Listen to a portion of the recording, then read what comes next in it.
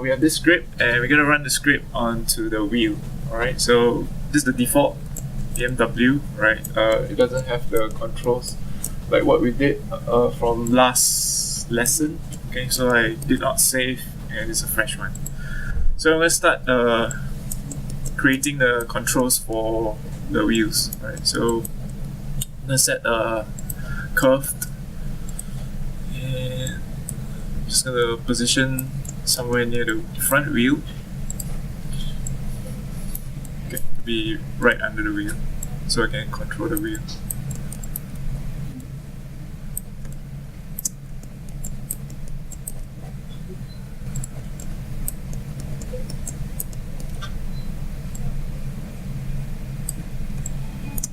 Okay, for speed purpose, I'm just going to eyeball roughly in the center, right? So, but for you, maybe you can try to get it as accurate as you can. Okay, so then I'm going to create a locator, and I'm going to put it into the center of the wheel chassis, right? Because now the default locator is back there.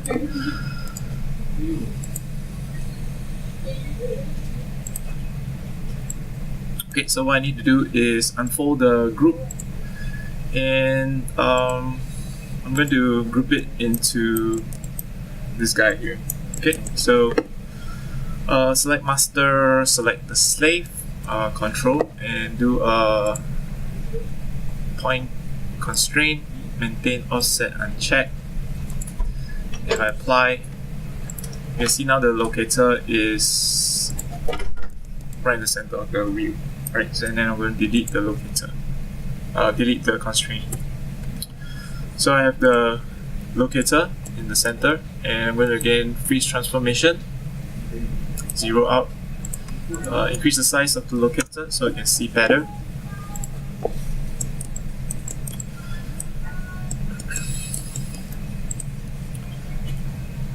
So I'm going to name this control, which is this base, like the script here, wheel move control. Okay.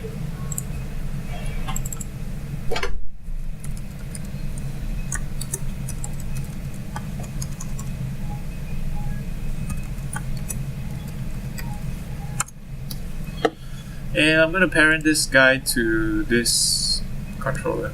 Alright, so and then I'm going to get this group to be oriented to this locator. So select master and select the slave, and I'm going to do a point constraint, maintain offset check. Alright, so maintain offset check means that it maintains the distance. So it calculates the distance of let's say this guy. So it does not position in the same world space. Of course, where the locator is in the center of the wheel, then even if you maintain, it will snap to the center. Okay. And then I'm going to do a scale, constraint, maintain offset check, apply. Okay, so to test the motion, so we got this, and if I were to move, it follows, right? And if I were to rotate, okay, so it follows. Okay, so the next thing I'm going to do is to insert the attribute. Okay, so I'm going to freeze transformation for this first because I forgot to freeze transformation. And then I'm going to put it back. Oops.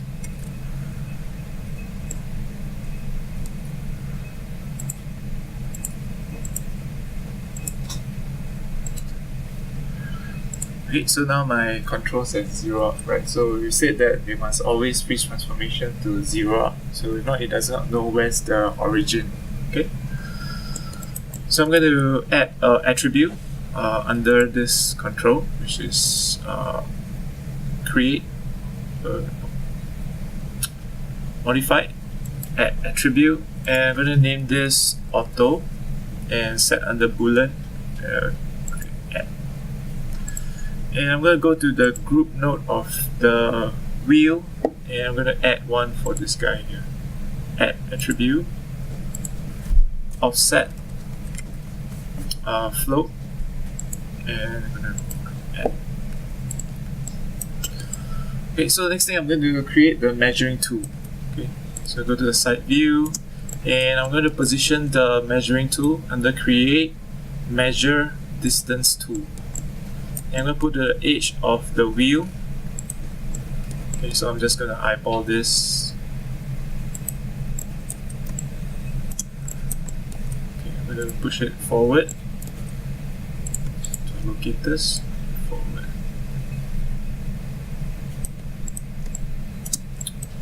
And I'm going to get these two locators to parent to my disk group.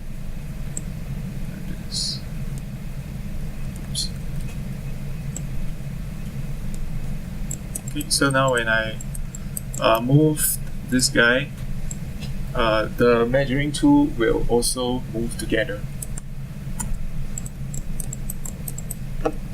Okay, so the next thing, I'm going to rename this measuring dimension to wheel,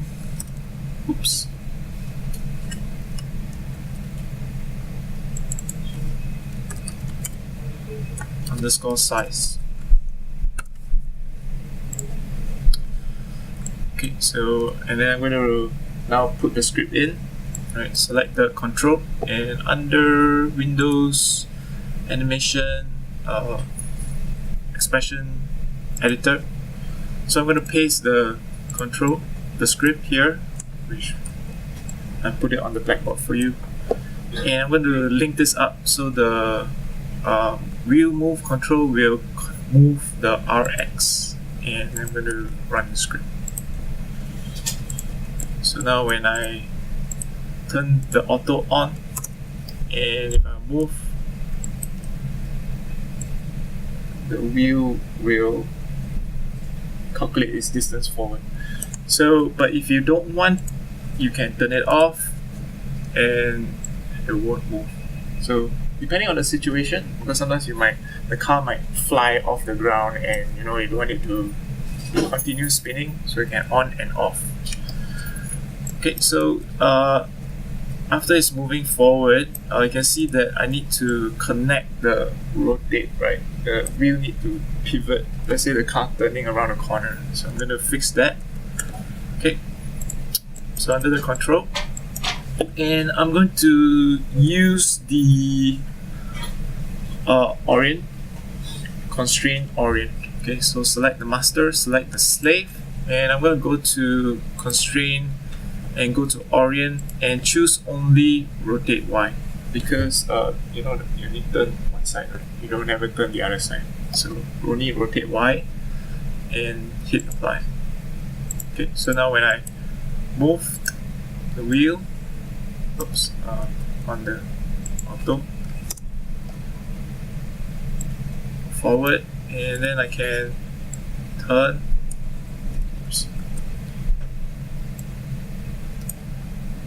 And then I can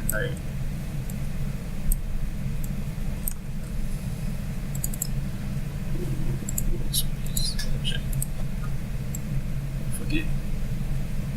Okay, so you can turn, move as you need. Okay, so this is how the calculation for the wheel is done. Thank you.